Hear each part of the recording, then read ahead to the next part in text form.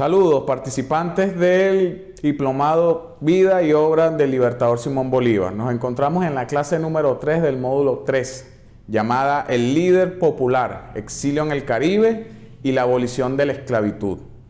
El fin de esta clase es darle nociones de la participación del periplo vital de Simón Bolívar por el Caribe, en concreto en las islas de Jamaica y Haití, entre 1815 y 1816. Tendremos que partir para poderle dar unos antecedentes previos a la caída de la Segunda República. Una vez que se pierde la Segunda Batalla de la Puerta a mediados del año 1814, Bolívar se ve en la obligación de evacuar la ciudad de Caracas y trasladarse hacia el oriente.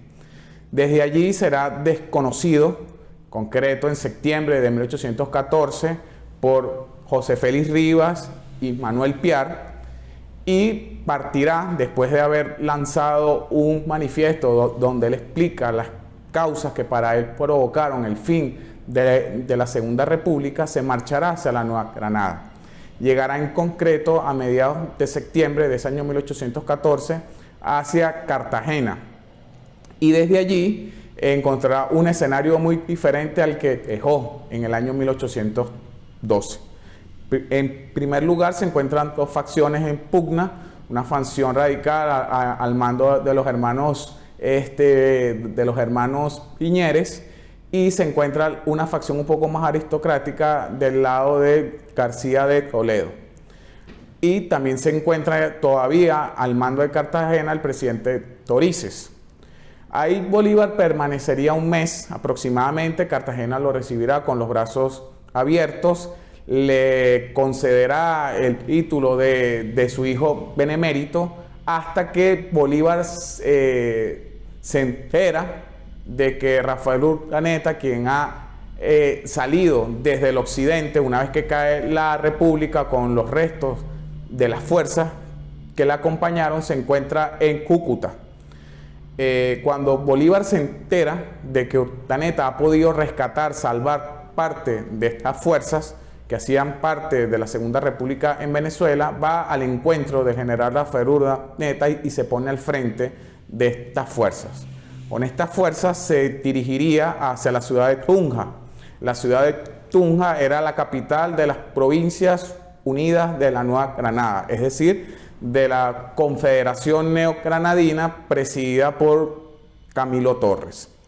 Allí, en Tunja, Bolívar rendirá cuenta de sus acciones en Venezuela, será, digámoslo así, perdonado, no se les harán cargos, inmediatamente se le encomienda la misión de pacificar el estado de Cundinamarca, pacificar Santa Fe de Bogotá, que era un estado centralista y un estado que se negaba a formar parte de la federación, a pesar de que su dirigente, Manuel Bernardo de Álvarez, el tío de Antonio Nariño, recordemos que Antonio Nariño había salido a combatir a los realistas en Pasto, es derrotado, es capturado, y al mando del estado de Cundinamarca, de Santa Fe, se halla su tío, Manuel Bernardo de Álvarez, ¿no?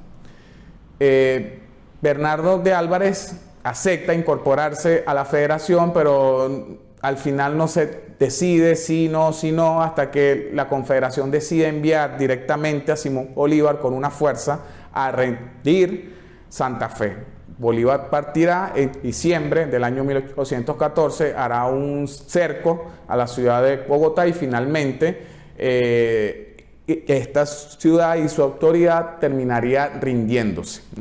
A partir de ese momento, Bolívar se le concedería el título de pacificador de Cundinamarca y el Congreso, la Confederación Neogranadina, le dará el título de capitán general. Esto significa que Bolívar se convierte así en el máximo dirigente militar de las fuerzas de la Confederación Neogranadina. Su misión, su próxima misión es pacificar, liberar Santa Marta, que se encuentra en manos de los realistas y en la cual se teme que la próxima expedición de Pablo Morillo desembarque allí. Bolívar parte, llega a principios del año siguiente, del año 1815, e inmediatamente se encuentra con que Cartagena hay un gobierno hostil a él. Es un gobierno republicano, pero es un gobierno que no quiere seguir las órdenes de Bolívar, es decir, se niega a colaborar con Bolívar, se niega a darle abastecimientos y armas. Al frente de este gobierno se halla el general Manuel del Castillo, el mismo general con el que Bolívar tuvo diferencias en la campaña Admirable, ¿no? Porque en el año 1813 Manuel del Castillo se negaba a marchar sobre Venezuela y Bolívar sí estaba resuelto.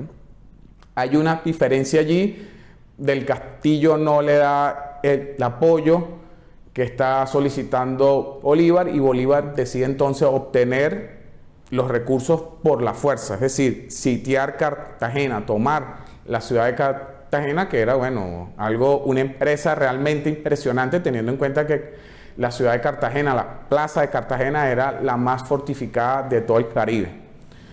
Bolívar fracasaría allí, los asediados también harían una fuerte resistencia, envenenarían los pozos, el agua. Bolívar queda diezmado, no puede, por un lado, ocupar Santa Marta porque no tiene los recursos y tampoco puede hacerse con los recursos en Cartagena porque tampoco cuenta con la colaboración de las autoridades de esta plaza. Finalmente, cuando se enteran que Morillo ya está en tierra firme y que porque en Cartagena no lo quieren seguir, no lo aceptan, no lo apoyan, él decide entonces renunciar, presenta su renuncia ante la Confederación, considerando que la causa por la que se ha retrasado la liberación de Santa Marta y la independencia en la Nueva Granada es su permanencia sumando dentro de las fuerzas de la Confederación. Bolívar entonces decide renunciar, se traslada entonces hacia Jamaica y ahí llegaría en mayo del año de 1815. ¿Qué está haciendo allí? ¿Qué busca allí? ¿Qué procura allí? Básicamente obtener el apoyo británico a la empresa de la libertad americana, a la redención, a la libertad de tierra firme y por supuesto de su tierra natal, Venezuela.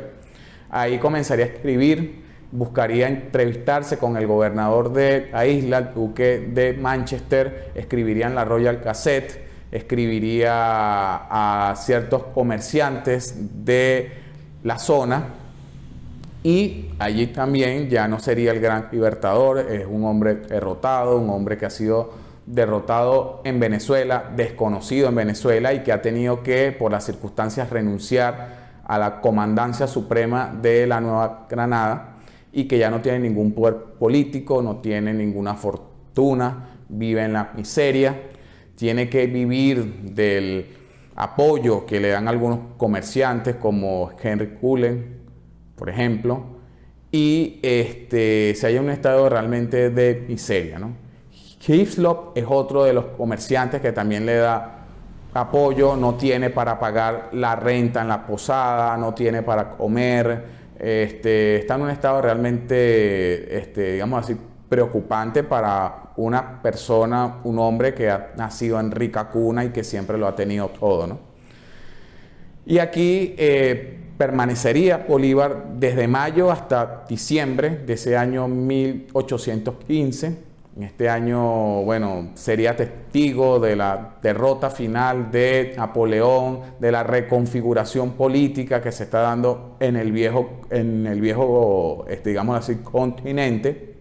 Y asimismo comienza a buscar el apoyo de las autoridades británicas, escribiendo en la Royal Gazette, diciendo que es necesaria la mediación, la intervención británica para redimir a la América, ¿no? Y aquí, en este lugar, se produce también su célebre carta. Su carta que es contestación de un americano meridional, un caballero, que es su famosa carta de Jamaica, el 6 de septiembre de ese mismo año. En la isla realizará o redactará su famosa célebre carta conocida como la Carta de Jamaica, y cuyo nombre real es Contestación de un americano meridional, un caballero de aquí, de la isla, ¿no?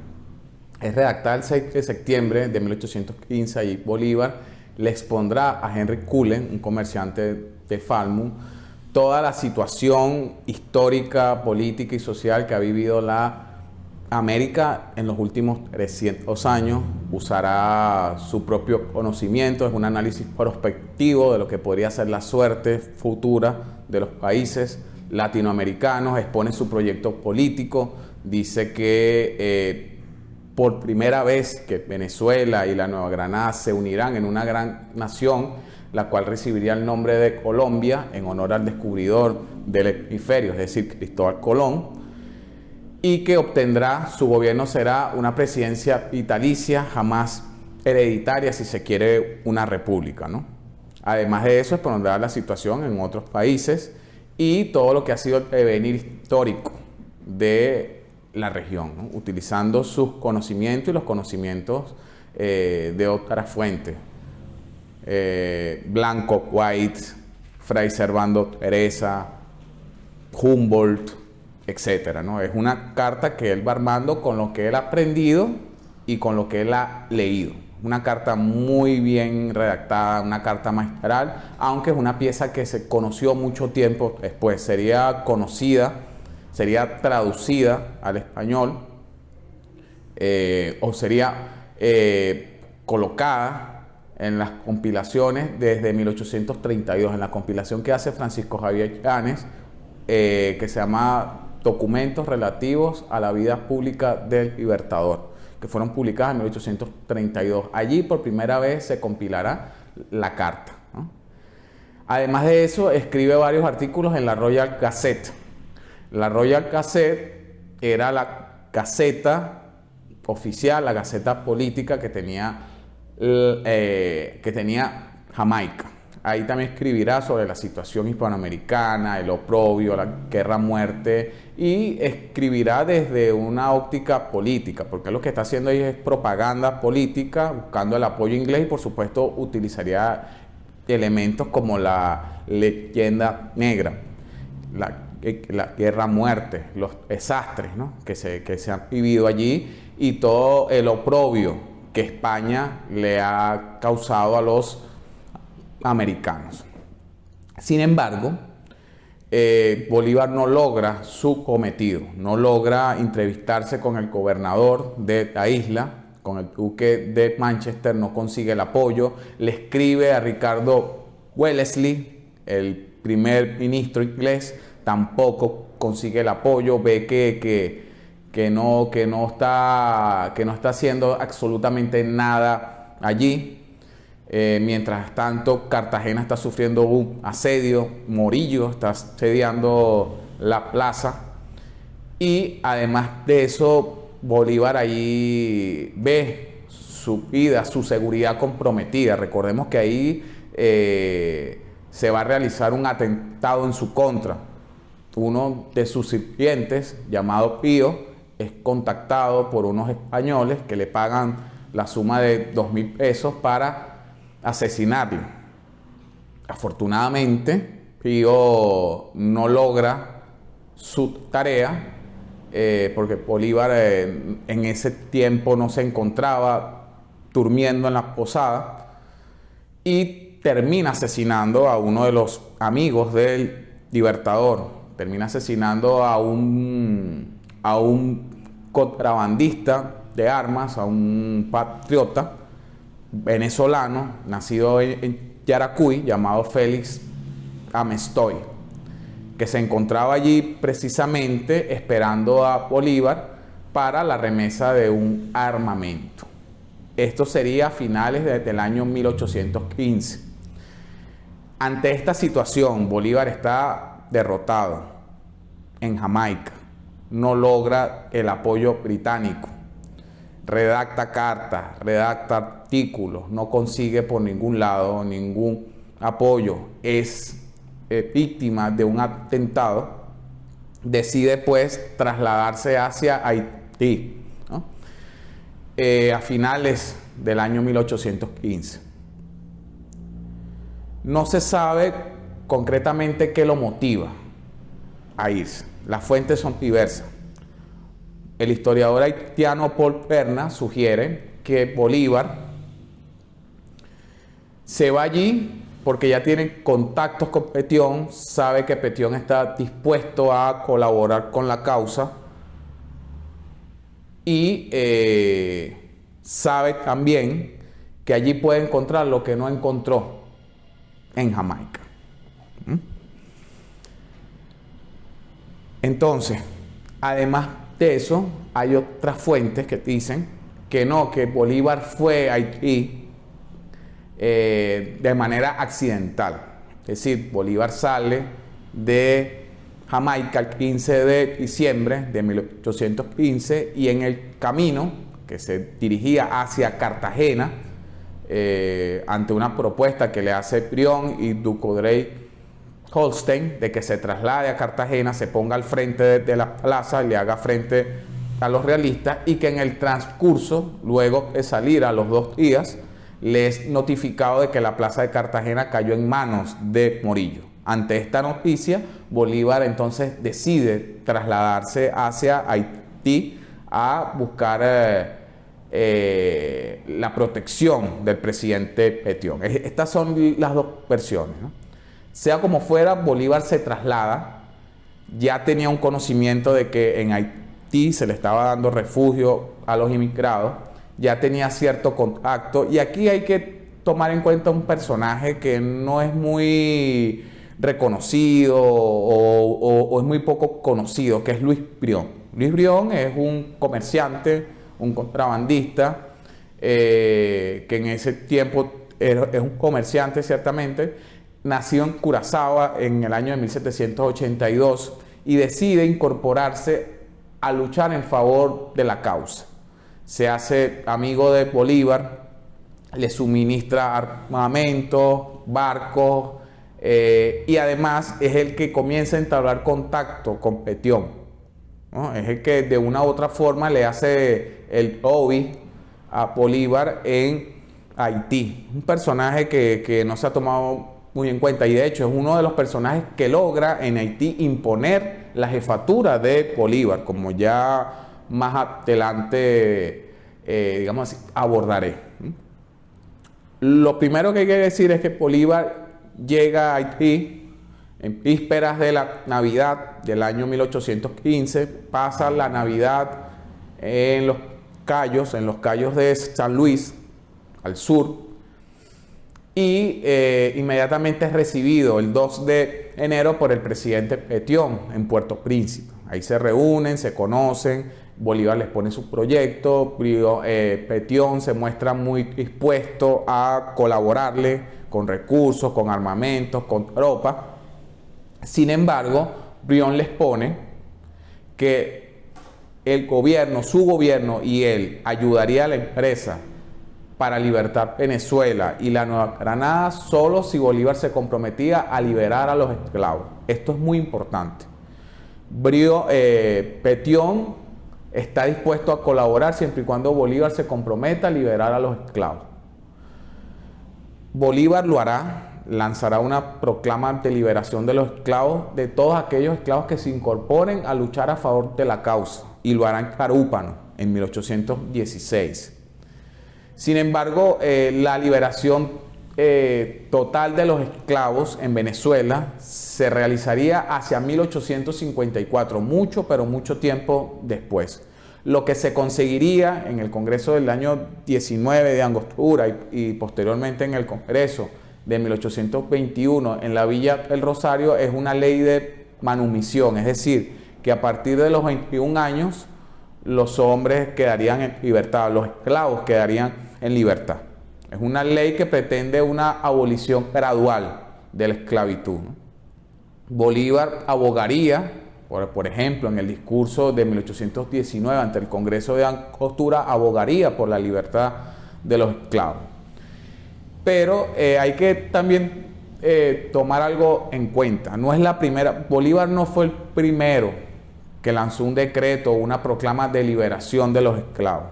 Ya desde el año 1813, Mariño, Piar, Vidó, Bermúdez, en la expedición de Jacachacares sobre el oriente venezolano, habían lanzado proclamas de liberación de los esclavos, de todos aquellos esclavos que se incorporasen a las tropas republicanas, ¿no? O sea, no es la primera vez.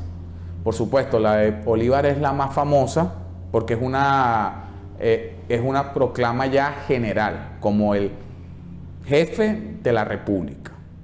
La de Mariño, Pidó, Piar, etcétera, en el año 13 es una declaratoria local y es una declaratoria que no tuvo un impacto, digámoslo así, profundo, ¿no?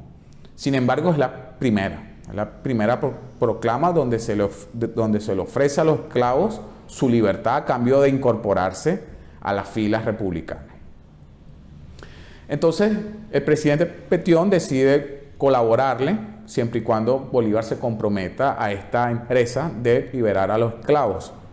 Inmediatamente comienzan a llegar desde Cartagena los inmigrados que vienen, que han de una u otra forma burlado el bloqueo naval que tiene Morillo sobre las costas de Cartagena y llegan a Haití. Estamos hablando de gente como Bartolomé Salón, Ducudré Holstein, Piar, Mariano Montilla, Bermúdez, que era el comandante militar de la plaza de Cartagena. Tenemos los acompañantes de Bolívar también, tenemos a Sea, Pedro Briceño Méndez, Rafael Páez, Mariano Montilla, tenemos a Diego Ibarra, a Renato Bertucci, a Luis Orí, que tendrá después un problema con Bolívar allí. Todos estos refugiados, a medida que van llegando todos estos refugiados, Bolívar se ve en la necesidad de convocarlos inmediatamente para resolver una próxima expedición y, por supuesto, quién iba a liderar aquella empresa. A finales de enero de ese año 1816, Bolívar convoca una reunión en Los Cayos, en la casa del gobernador militar de Los Cayos, el general Marión, y allí se reúnen para discutir quién era el que iba a liderar esa empresa. Inmediatamente, Luis Prión decide que él no iba a dar ningún barco, ningún armamento, ningún pertrecho si no se elegía unánimemente al Libertador como el comandante supremo de esa, digamos, expedición, ¿no?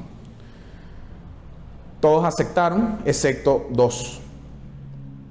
Bermúdez, por un lado, y el otro que no aceptó fue el corsario que les estoy comentando, Luis Aurí. Aurí o Orí, como se llama en francés, decidió no hacerlo, diciendo que Bolívar concentraba demasiado poder en torno, es decir, que lo más sano era formar un gobierno de tres, donde por supuesto Luis Aurí iba a ser uno de los que iba a, digámoslo así, liderar, ¿no? Inmediatamente se opusieron. Brión dijo que él no iba a dar su apoyo si Bolívar no era el comandante, y Luis Orí entonces decidió no firmar absolutamente nada y además reclamar una goleta, la goleta Constitución, por sus servicios prestados en Cartagena. Bolívar se niega a entregarle el barco y al final el asunto es resuelto por el propio Petión, quien le decide dar a Luis Aurí la cantidad de unos $2.000 por sus servicios, ¿no? Que en ese tiempo era bastante dinero.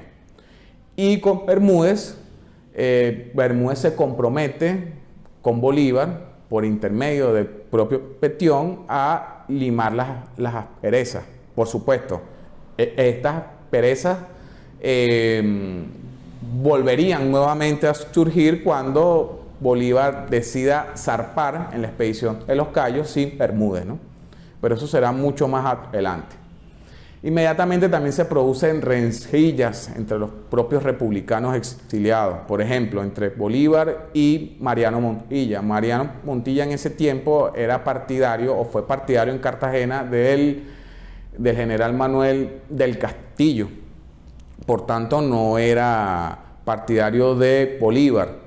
Y allí tuvieron ciertos enfrentamientos. También tenemos el enfrentamiento entre Ducrey y Carlos Suclet, el enfrentamiento entre Mariño y Bermúdez, ¿no? Y casi se van a duelo armado, si no es por la mediación del propio Petión, ¿no? Entonces, bueno, la expedición se va armando. Petión ofrece el armamento, los barcos, los da Brión, y también dan reclutas. Esto es muy importante. La expedición de los Cayos contó con soldados negros, con soldados de color, con soldados haitianos, dados por el propio Petión. Eso es algo que tampoco se conoce. Y la segunda expedición, que ya no serán los Cayos, sino en Jacmel, a finales del año 16, será en su mayoría compuesta por soldados haitianos, dados por el propio Petión. Eso es algo que tampoco se conoce, ¿no? La primera expedición, la expedición de los Cayos, saldrá en abril del año 1816 y sería un fracaso. Llegaría a Barcelona, Bolívar no encontraría el apoyo, sería derrotado y posteriormente retornaría nuevamente hacia Haití a solicitar nuevamente el apoyo del presidente Petión, que nuevamente se lo vuelve a dar. Esta vez, bueno, con más recursos, y esta vez Bolívar sí partiría desde el puerto de Jacmel a finales del año 1816, llegaría a Barcelona y allí sí ya emprendería su camino y sería el gran libertador, ¿no? Tomaría Guayana, se haría con una posición fuerte allí, después se haría con los llanos. En el año 19, después de haber formado un gobierno en Guayana, se lanzaría por la liberación de la Nueva Granada y posteriormente ya en el año 1821 por la liberación de Venezuela, ¿no? Con respecto a la expedición, que por qué fracasó, cuáles fueron sus causas, bueno, historiadores que son opuestos a Bolívar señalan que fue porque él retrasó la expedición para encontrarse con Josefina Machado, que era su amante, ¿no? Y que eso ocasionó retrasos en la expedición y por lo tanto del factor sorpresa. Además de eso, señalan que Bolívar dejó en varias ocasiones solo a varios de sus compañeros en Ocumare. De hecho, Bermúdez en Ocumare lo reta a un duelo por eso. Lo cierto es que la primera expedición fue un fracaso. Bolívar va a aprender de esa derrota y con una nueva expedición mucho más armada que le da Petión, sale nuevamente del puerto de Jacmel a finales del año 1816, ¿no? Hay que decir que la isla, la zona de Haití en la que se refugia Bolívar es la zona republicana que estaba al sur. Recordemos que desde 1810 Henry Christophe, que era el gobernante al norte, decide proclamarse rey, decide proclamar una monarquía al norte.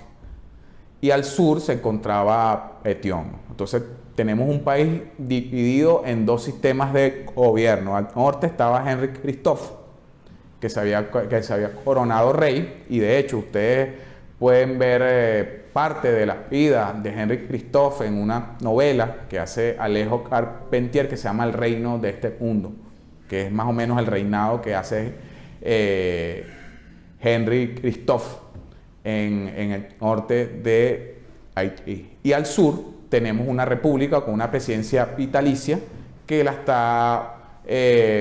está gobernando Alejandro Petión desde el año 1806, desde el derrocamiento de Salins en el año 1806. Además hay que decir algo muy importante: Petión no solamente prestó colaboración a Bolívar, prestaba la colaboración a todos aquellos refugiados que llegaran a ese puerto, ¿no? Por ejemplo, el español Francisco Javier Mina, que fue un expedicionario que después incursionó sobre México en el año 1817, encontró apoyo en sus barcos allí, en Puerto Príncipe. Además de eso hay que decir algo, cuando Petión todavía no era presidente de Haití, también ayudó a Miranda, ¿no?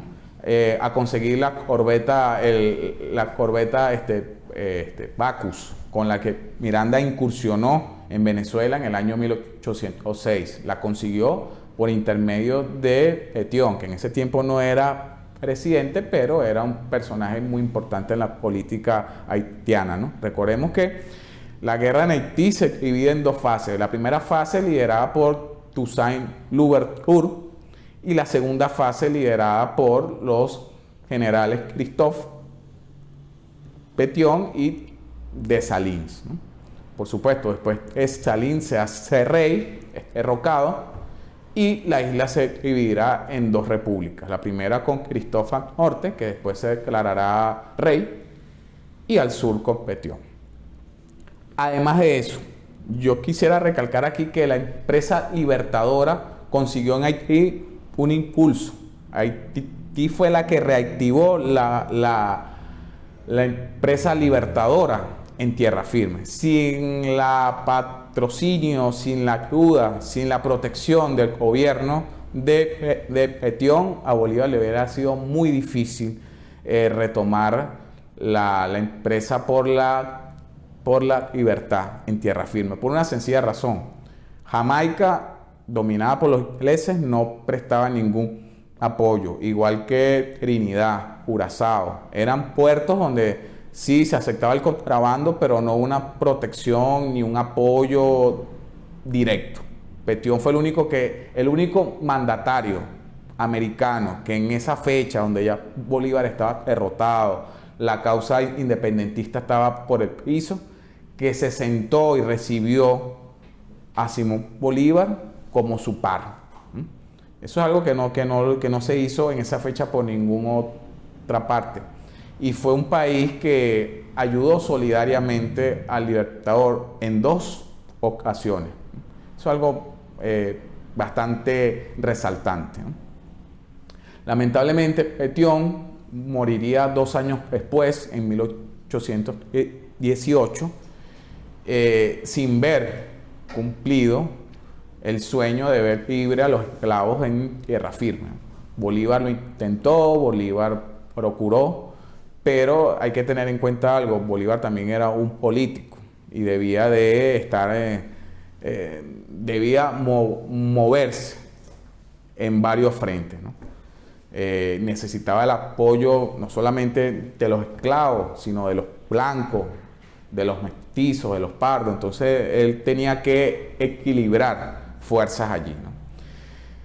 Lo intentó, abogó, lo pidió, pero los propietarios de esclavos, que eran los que hacían parte en el Congreso, se negaron a ello, ¿no? Diciendo que si liberamos a los esclavos, ¿quién va a producir en un país donde no hay mano de obra, en un país devastado?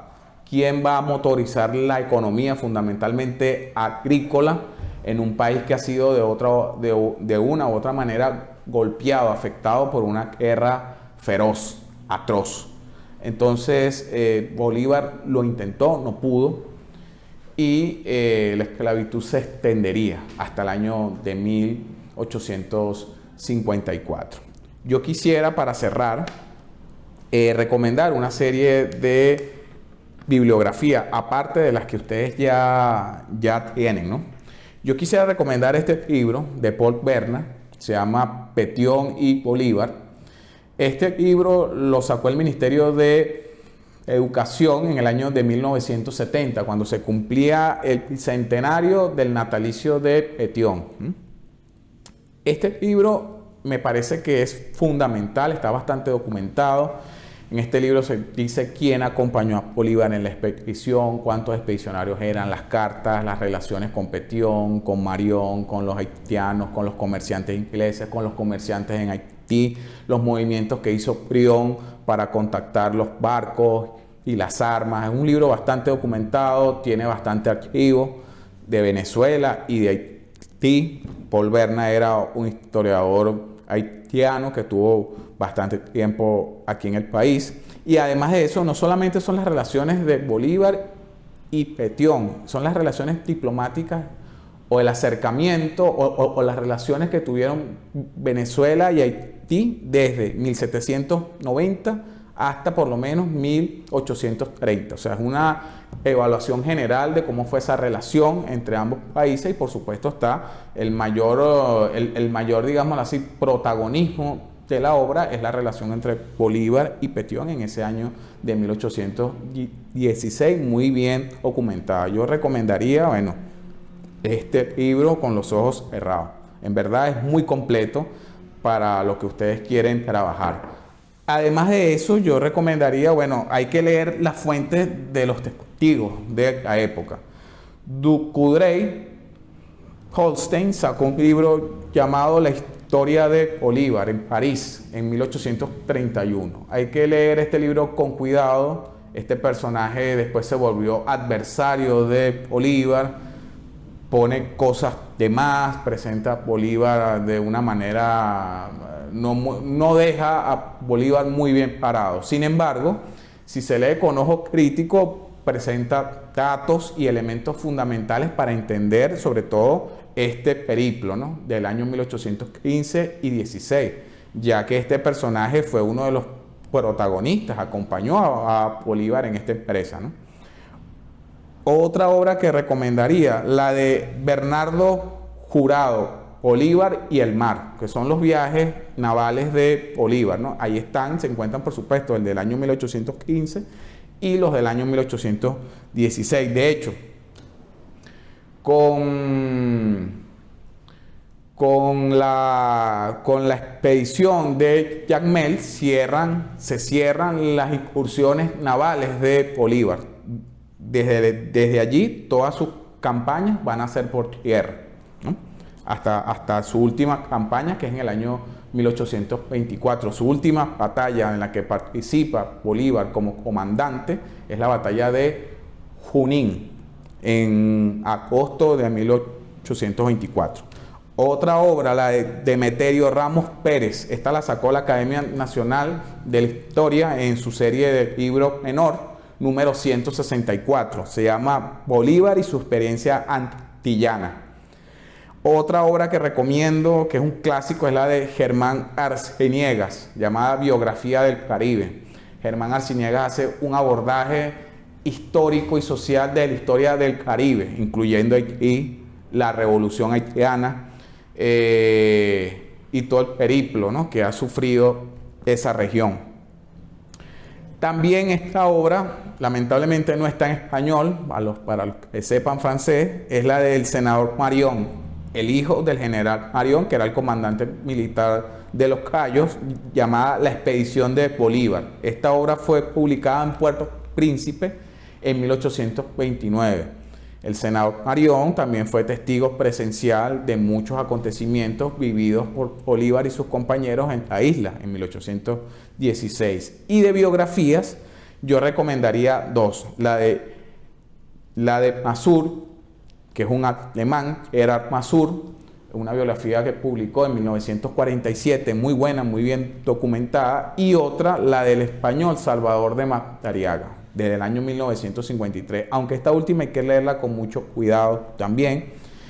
Es la biografía hecha por un español que no deja muy bien parado a Bolívar, siempre intenta sacar lo peor, pero también tiene datos muy interesantes, muy buenos, y es una visión más crítica de Bolívar. O sea, aquí van a encontrar un Bolívar que, si bien no sale muy bien parado, tampoco es una visión romántica de Bolívar ni de la independencia. Es una visión más crítica donde ustedes pueden encontrar no solamente a Bolívar o a Morillo o a los españoles o a los republicanos, lo pueden encontrar más como seres humanos, como políticos, con ambiciones, con metas, con sueños, que como unos dioses, pues.